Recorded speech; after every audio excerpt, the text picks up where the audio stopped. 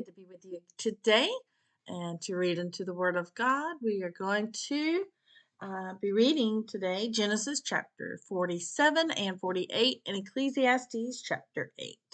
And so let's get our Bibles and read together, starting in Genesis chapter 47. Then Joseph came and told Pharaoh and said, My father and my brethren and their flocks and their herds and all that they have are come out of the land of Canaan. And behold, they are in the land of Goshen. And he took some of his brethren, even 5 men, and presented them unto Pharaoh. And Pharaoh said unto his brethren, What is your occupation? And they said unto Pharaoh, Thy servants are shepherds, both we and also our father. They said moreover unto Pharaoh, For to sojourn in the land are we come.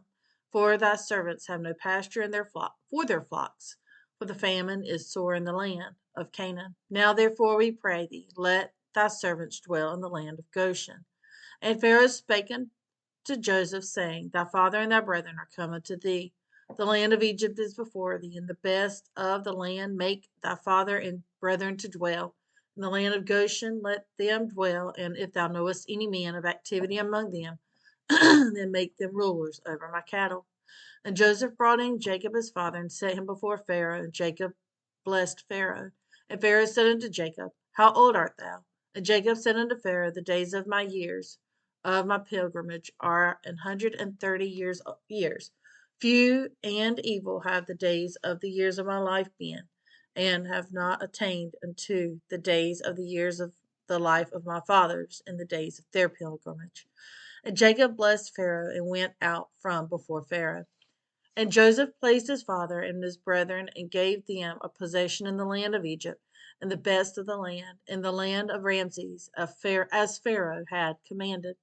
And Joseph nourished his father and his brethren and all his father's household with bread according to their families.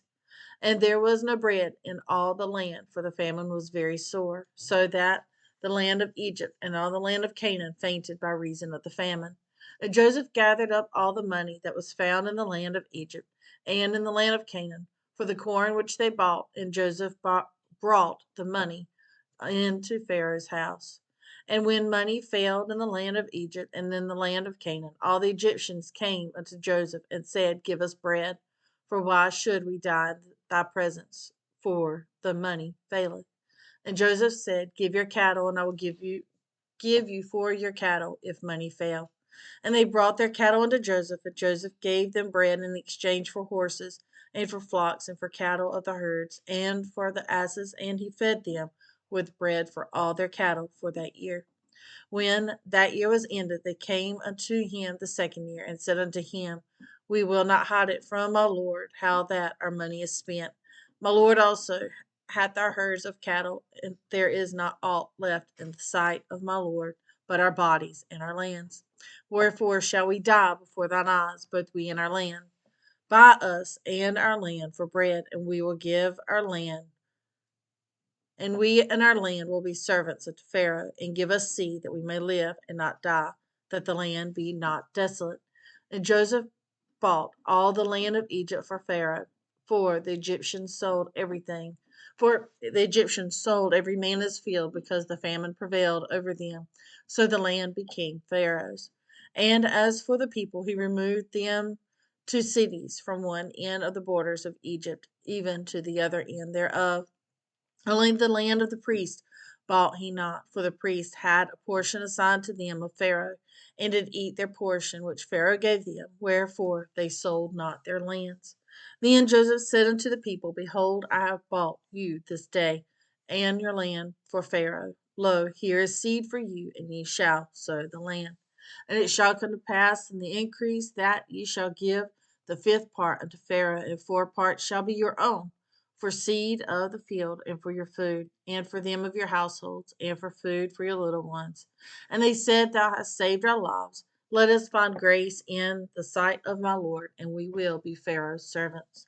And Joseph made it a law over the land of Egypt unto this day, that Pharaoh should have the fifth part, except the land of the priest only, which became not Pharaoh's. And Israel dwelt in the land of Egypt, in the country of Goshen, and they had possessions therein, and grew and multiplied exceedingly. And Jacob lived in the land of Egypt 17 years. So the whole age of Jacob was 147 years. And the time drew nigh that Israel must die. And he called his son Joseph and said unto him, If now I have found grace in thy sight, put, I pray thee, thy hand under my thigh, and deal kindly and truly with me.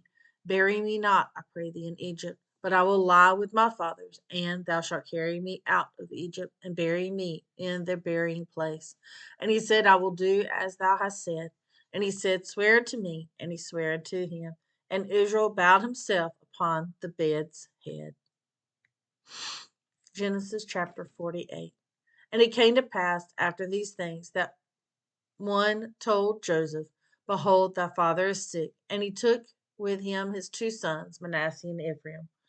And one told Jacob and said, Behold, thy son Joseph cometh unto thee. And Israel strengtheneth himself and sat upon the bed.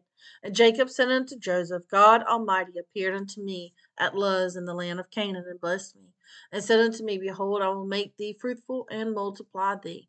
I will make thee a multitude of people, and will give this land to thy seed after thee for an everlasting possession. And now thy two sons, Ephraim and Manasseh, which were born unto thee in the land of Egypt, before I came unto thee into Egypt, are mine, as Reuben and Simeon, they shall be mine. And thy issue which thou begettest after them shall be thine, and shall be called after the name of their brethren in their inheritance. And as for me, when I came from Pandan, Rachel died by me in the land of Canaan, in the way, when yet there was but a little way to come unto Ephrath, and I buried her there in the way of Ephrath. The same is Bethlehem. And Israel beheld Joseph's sons, and said, Who are these? And Joseph said unto his father, They are my sons, whom God hath given me in this place. And he said, Bring them, I pray thee, unto me, and I will bless them.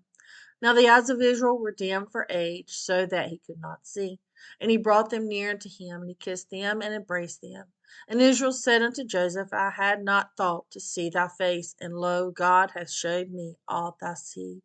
And Joseph brought them out from between his knees, and he bowed himself with his face to the earth.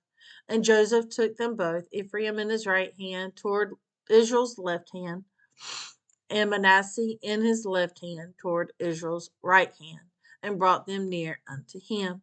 And Israel stretched out his right hand and laid it upon Ephraim's head, who was the younger, and his left hand upon Manasseh's head, guiding his hand wittily, for Manasseh was the firstborn. And he blessed Joseph and said, God, before whom my fathers Abraham and Isaac did walk, the God which fed me all my life long unto this day, the angel which redeemed me from all evil, bless the lads, and let my name be named among them in the name of my fathers Abraham and Isaac, and let them grow into a multitude in the midst of the earth. And when Joseph saw his father laid his right hand upon the head of Ephraim, it displeased him, and he held up his father's hand to remove it from Ephraim's head unto Manasseh's head. And Joseph said unto his father, Not so, my father, for this is the firstborn. Put thy right hand upon his head. And his father refused and said, I know it, my son, I know it. He shall become a people, and he also shall be great. But truly his younger brother shall be greater than he, and his seed shall become a multitude of nations. And he blessed them that day, saying, In thee shall Israel bless, saying, God made thee as Ephraim and Manasseh, and he set Ephraim before Manasseh. And Israel said unto Joseph, Behold, I die, but God shall be with you, and bring you again unto the land of your fathers. Moreover, I have given to thee one portion above thy brethren, which I took out of the hand of the Amorite with my sword and with my bow. Ecclesiastes chapter 8. Who is the wise man, and who knoweth the interpretation of a thing? A man's wisdom maketh his face to shine, and the boldness of his face shall be changed. I counsel thee to keep the king's commandment, and that in regard of the oath of God. But be not hasty to go out of his sight, and stand not in an evil thing, for he doeth whatsoever pleaseth him. Where the word of a king is, there is power. And who may say unto him, What doest thou? Whoso keepeth the commandment shall feel no evil thing. And a wise man's heart discerneth both time and judgment. Because to every purpose there is time and judgment. Therefore the misery of man is great upon him. For he knoweth not that which shall be. For who can tell him when it shall be? There is no man that hath power over the Spirit to retain the Spirit, neither hath he power in the day of death. And there is no discharge in that war, neither shall wickedness deliver those that are given to it. All this have I seen and applied my heart unto every work that is done under the sun. There is a time wherein one man ruleth over another to his own hurt. And so I saw the wicked buried, who had come and gone from the place of the holy, and they were forgotten in the city where they had so done. This is also vanity, because sentence against an evil work is not executed speedily. Therefore, the heart of the sons of men is fully set in them to do evil. Though a sinner do evil 100 times, and his days be prolonged, yet surely I know that it shall be well with them that fear God, which fear before him. But it shall not be well with the wicked, neither shall he prolong his days, which are as a shadow, because he feareth not before God. There is a vanity which is done upon the earth, that there be just men, unto whom it happeneth according to the work of the wicked. Again, there be wicked men, to whom it happeneth according to the work of the righteous. I say that this also is vanity.